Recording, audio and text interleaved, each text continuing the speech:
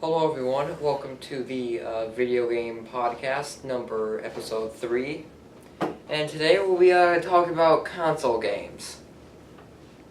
So let's kick it off with, I guess that they're really realistic and the graphics just keep getting better. Definitely. The original one was it was arcade games, but the first home console was the Atari 2600. It's still around today. Then it went to, what was it, the Nintendo Entertainment System? Yes, the NES. Which was a big thing, but its rival, Sega Genesis, is a very big debate on which one's better. Indeed, and then it went from there. Eventually the Xbox One and the PlayStation got introduced to the market. And from there it just evolved, and today we have the three major console systems. The Nintendo with the latest model, the Nintendo Switch, Xbox with the Xbox One, and PlayStation with the PlayStation 4.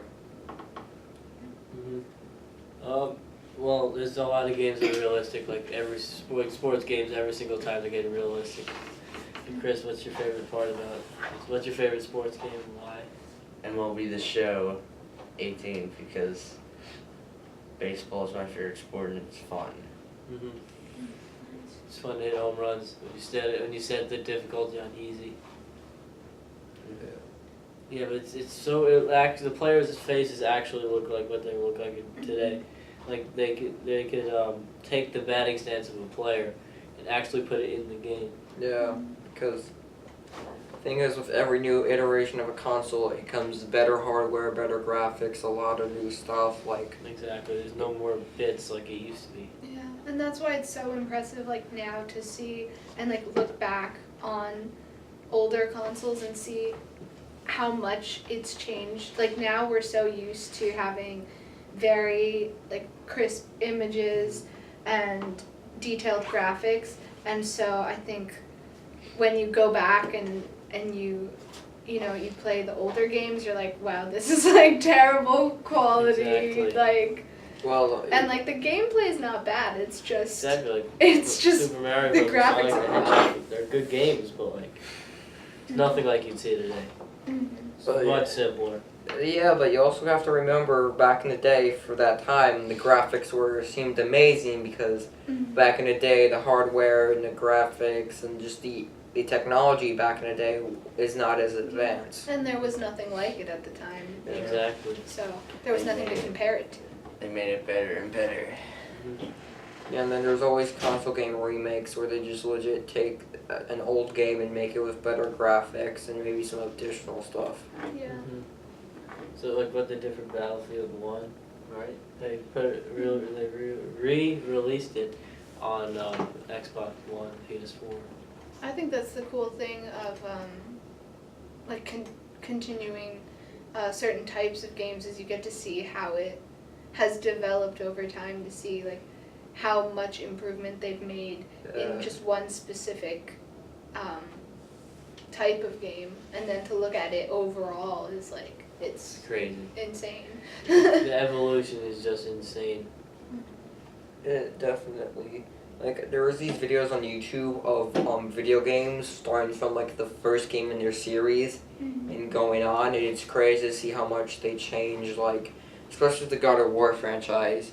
Back in the day, you had Kratos in low graphics running around running around just slaughtering the gods, and now he's in Norse mythology with and the world is just generally bigger. What I'm trying to say is, in the first couple God of War games, the level design was very linear. There was no big open worlds. But now in God of War 4, now there's a big open world. There's more stuff to interact with, more types of combat. Exactly. Think of Super Mario Bros. Yeah. It started off just a side-scrolling game. You just go around jumping on stuff. And now if you look at it, you're running around finding stars and stuff. I mean, and even 5 years ago it was crazy, and just to see how much it's changed and improved, and now it's unbelievable. Yeah, definitely. Comparatively, if you well, the thing about most Mario games is you either talk about the 3D ones or the 2D ones, because honestly, the 2D ones haven't really changed over time. Like, you just have, like, it's legit the same thing There's just with more better things graphics. to do Yeah, more in things. 3D games. Yeah. And the 3D games, it's more expensive, especially with Super Mario Very. Odyssey. Very expensive, for sure. There's so much more that you can do than you could do in games like Super Mario 64. Like you could that was like a lot to do. That was an advance. That that was a for big its step, time. And like because the first one, mhm. with not just going back and forth, you can go every which way. Mhm. And now it's like Insane. so I just so can't much imagine. even. I just can't imagine what games are going to be like more in the future. It's literally, if you play the show, it's literally going to be like you're playing an actual game of baseball. Joey kind of like that too. Hmm? Joey kind of like that too. Yeah, I know. They got the announcers that record stuff, and then they like say go along with what they're saying and doing. They got the like realistic scoreboard, Mm-hmm. Stadiums. camera view. They even have old players on like some teams, right? Yeah, it's really cool, and you can play with people around the world. Oh yeah, that's crazy. one That's- big thing. Like, Yeah. video games back in the day, they were either single player or couch co-op, as the term is, so you could play with someone else. But nowadays, you can just log onto a game like Battlefield, Call of Duty, Fortnite, and then you just get to play with people from all around the world. Mm-hmm. Yeah. That's crazy. And it not only like allows you to play with people from around the world, but it also expands on who the company's able to reach out to, and they're able to get them into their franchise, I guess, in a way Mm-hmm. as well. Well, go back to the Nintendo for Sega thing. Mm. Sega's their motto was Sega does what Nintendo don't, but that wouldn't be true because Sega just died out. They don't barely make anything anymore, and Nintendo's still going strong. Yeah. So if you don't know, I own an Xbox One with plenty of games, but I've been recently thinking about switching over to a PS4 because mostly there's a lot of games I want to play, but most of them are PS4 exclusives, such as Persona 5, God of War, the previously mentioned God of War 4. I believe this is also a game on there. It might be on the PSP, but Danganronpa V3, Killing Harmony. Street Fighter. Mm. I mean, yeah, but I'm Put a not picture too of it interested. right here. And then, not only that, but if I get Call of Duty World War II on PlayStation, I can get all the DLCs a month early, which I have it on Xbox One, and it sucks just waiting a month to get something that PS4 players already have. But besides that, there's just like most other games I have could be easily just be played on PS4 because most of them are cross-compatible. Like they come out for the Xbox One and PS4, and there's not too many Xbox exclusive games I want, but there is surely a lot of PS4 exclusive games I do want. Mm-hmm. Also, the controllers are different from PS4 and Xbox. The D-pad and the left stick are flipped. Yeah, I'm gonna have to get used to that, but that just seems like a tiny sacrifice for everything else. And that's another thing that's And there's really no changed over time is the controller. and the whole design of the console Exactly. itself. Oh, definitely. The Atari 2600 controller was just a stick and a button. Yeah. Now they're wireless. Now they're wireless. Yeah. They have a million different buttons. And I think that wouldn't even be comprehensible back then. They wouldn't even realize Mhm. like, oh, it's possible to make a controller that has all these different functions on it while also not even needing to be connected to the console itself. Exactly. It's amazing if you really think about it. Like, to be fair, the most revolutionary controller group is Nintendo, because especially for the Nintendo Wii, Oh We yeah, saw, that was a like, big one. yeah, it was Star Trek in Motion, and then with the Wii U, it had the controller was also a gamepad you can play on, and then with the Nintendo Switch, there's like multiple ways to play with it. Like, Mhm. you could like just use both things separately, or like both Switch things, whatever they're called, separately. You can put them on a controller.